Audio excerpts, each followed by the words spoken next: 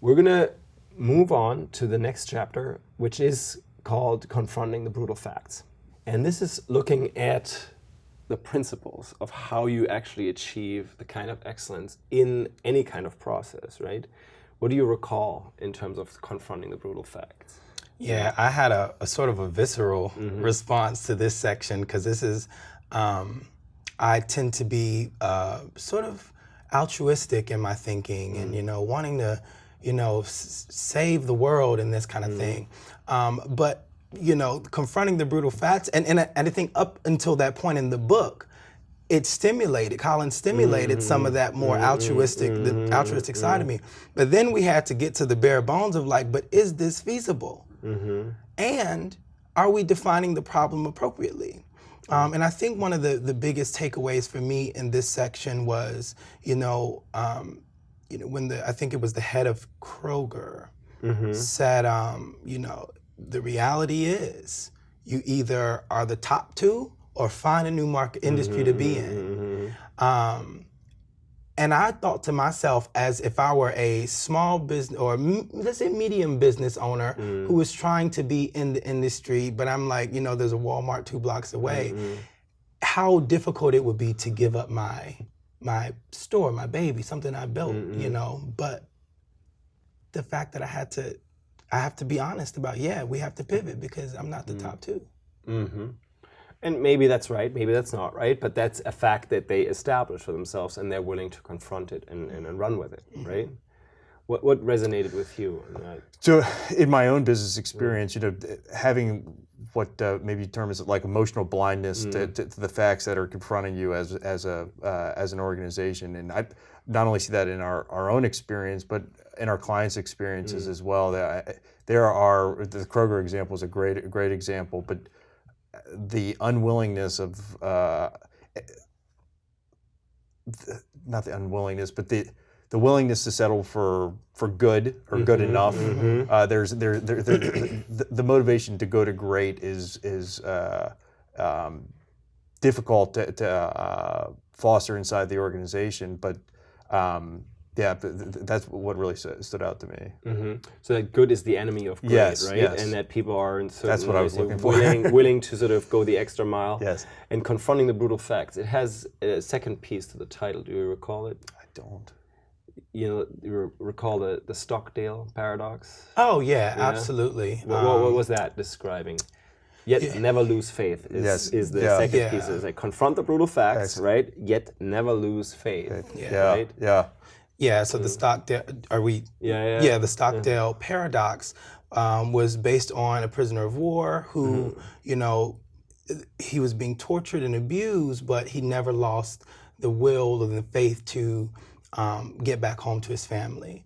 And so to bring that same sort of a drive to the business, to the organization, to say, even though we're confronting this very difficult this very challenging fact about our organization, we're going to achieve, and we're going to make this happen. So never sort of giving up.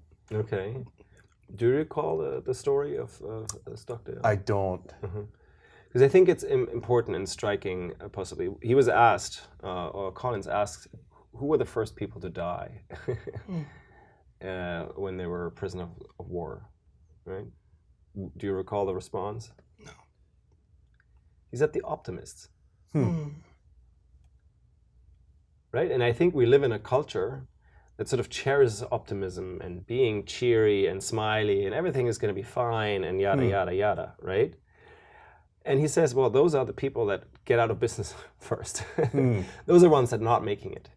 In this experience of prisoners of war, those were the ones saying, oh, in March we're going to be out. Or then we're going to be out. And then when they were not out, they sort of gave up hope. They lost faith. They were not resilient at all, right, in that context. And so then they would sort of say, all right, I'm done here. I'm not going to make it. And they gave up. The pessimists were the one that were sort of already giving up in some way. And then he is sort of saying, quote unquote, the realists, the ones that were confronting the brutal facts that they don't know, right? They don't know what's going to happen, but they're going to adjust to life as is. and they're going to deal with it that way. And if at some point they might get out, great, they're going to deal with that circumstance. But until they're out, they're not going to make their life dependent on that, right? I think this is very critical to understand in terms of confronting the brutal facts, is not bullshitting around. It's not creating false hope. It's not creating some kind of storyline about this is all will be fine, right? But it's the opposite. It's sort of taking what is, and not sort of denying it, but looking at it as is, and then dealing with that reality, confronting the brutal facts, right? And I think that in much of the culture, this is sort of even like, the denial is celebrated, right? Bullshitting is an art. And bullshitting oftentimes, I don't know what you consider bullshitting, but bullshitting is, and my students say that, is what they need to learn in business school. They could make something look good, spin something in a way that's going to sound better than what it is. I don't know how much that resonates with you, but I'm just curious for your response, because confronting the brutal facts may be cutting through that and saying, no, it's... Yeah. Oh, yeah. For me, the first thing I think about is some of the data that I collect. I collect large data sets, and I try to find patterns and hopefully develop interventions for people like veterans who may be going through whatever. I think one of the hardest things to do is to have done all that work on the data and then to apply some other sort of practical lens and say, this isn't going to work at all. And sort of accepting that, I have to get to the hard truth that what I just built, this framework that I just built for helping a vulnerable population isn't going to work at all. Because why? Because why is it not going to work?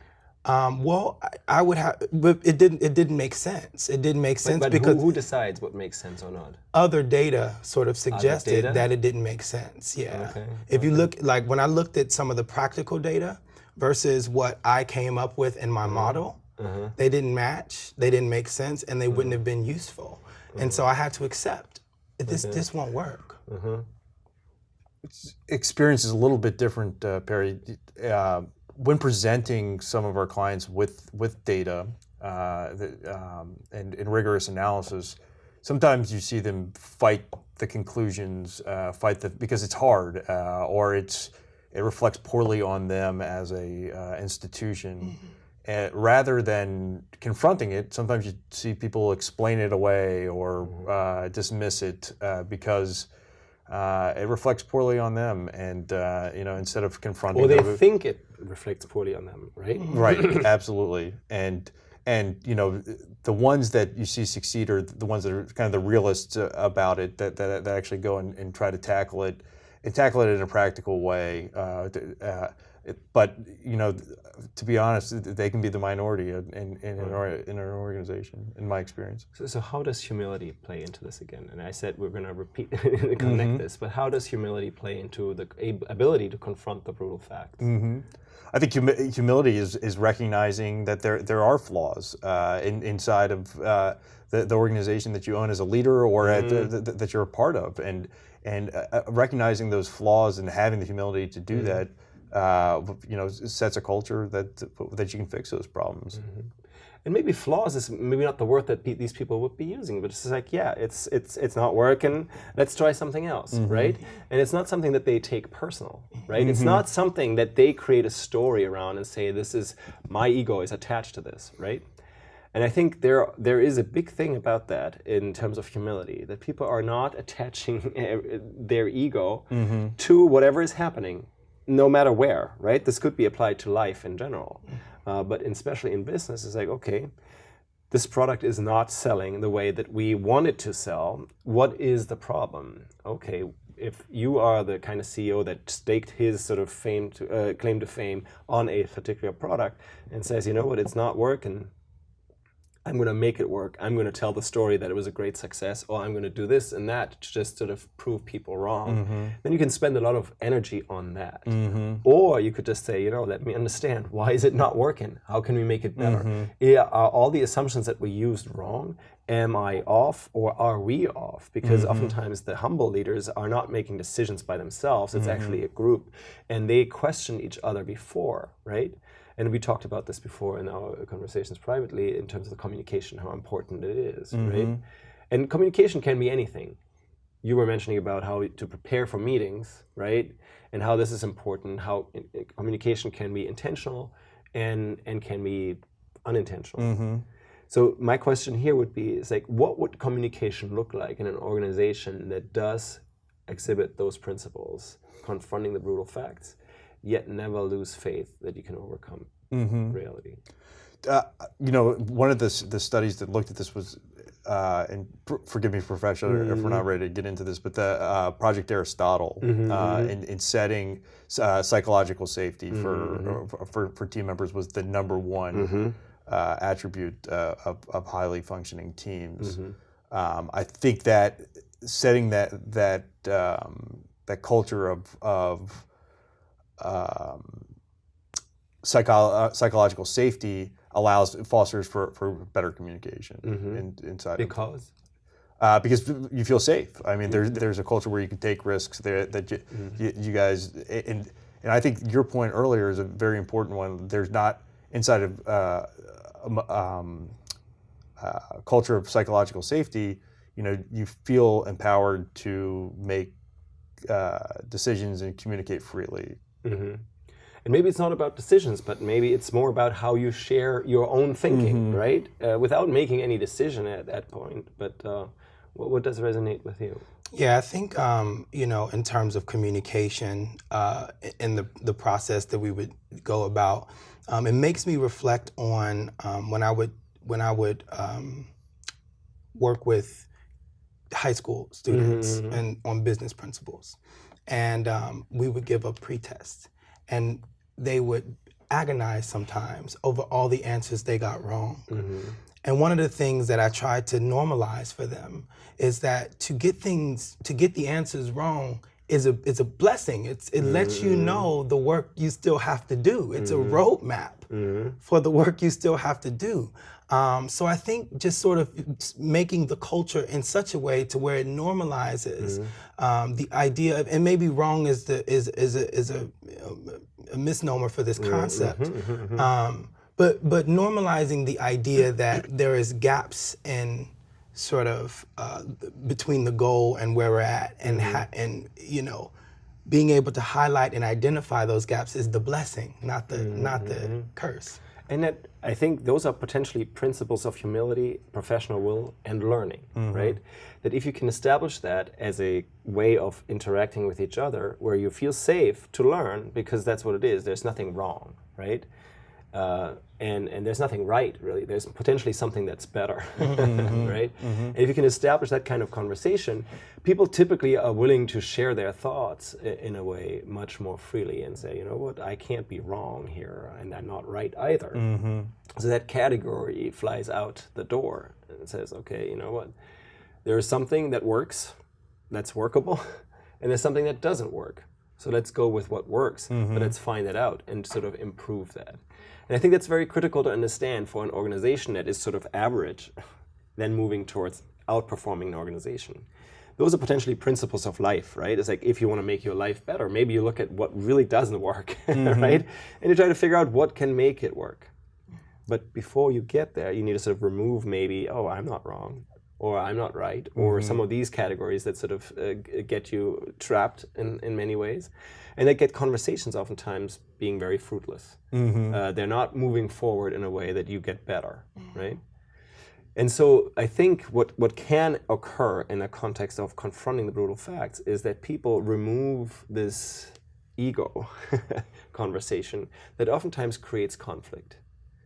Right? That people, when they question you or what you said, it's not what they question you. They sort of question the idea, and then if you think it's not about you, but it's about the idea, then you're able to engage in that conversation. You can sort of improve on the idea, and you remove this what we call relational conflict dimension out. You say, okay, this is not about us, right? This is about the problem that we're trying to solve here. And yes, you have good ideas. I have a perspective on this. Everybody has perspectives on that. Let's figure out how we can confront the brutal fact and come up with a solution figure out that we are the right people on the bus and just understand that we can make this work because we're intrinsically motivated to make it work. We're not there for our ego aggrandizement and for sort of saying we are the best at something, right? We have the best product, we have this, and we picture ourselves already on the front cover of some famous magazine or some entrepreneurial whatever contest or a Shark Tank or whatever it may be. But the culture actually speaks a lot against this, right? And I think the current media culture is also not necessarily very helpful with sort of saying, you know what, maybe it doesn't matter whether you're right or wrong. Maybe what matters is the bigger problem. And if you tap into that, then you can actually come to much better solutions. And maybe nobody gets credit for it. You know, maybe nobody gets credit for it. Maybe you won't get credit for it, but it will be solved. Right?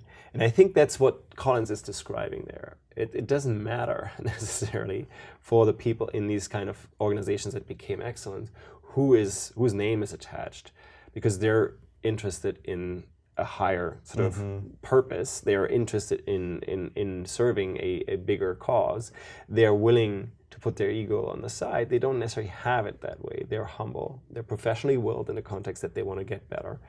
And then they're engaging with those kind of people, which makes conversation about what to solve much easier. Right? And so I just want to close this section by pointing out that this is all, of course, connected. Confronting the brutal facts is really something that doesn't come naturally to us. And students, I want you to reflect in what way you are in your life confronting the brutal facts, right? What is a brutal fact? How do we often avoid looking at the reality of it? And how often do we create stories about them that are attached to us? And how many ways are we rather BSing, deluding ourselves? And that actually plays a role whether organizations and teams can achieve excellence.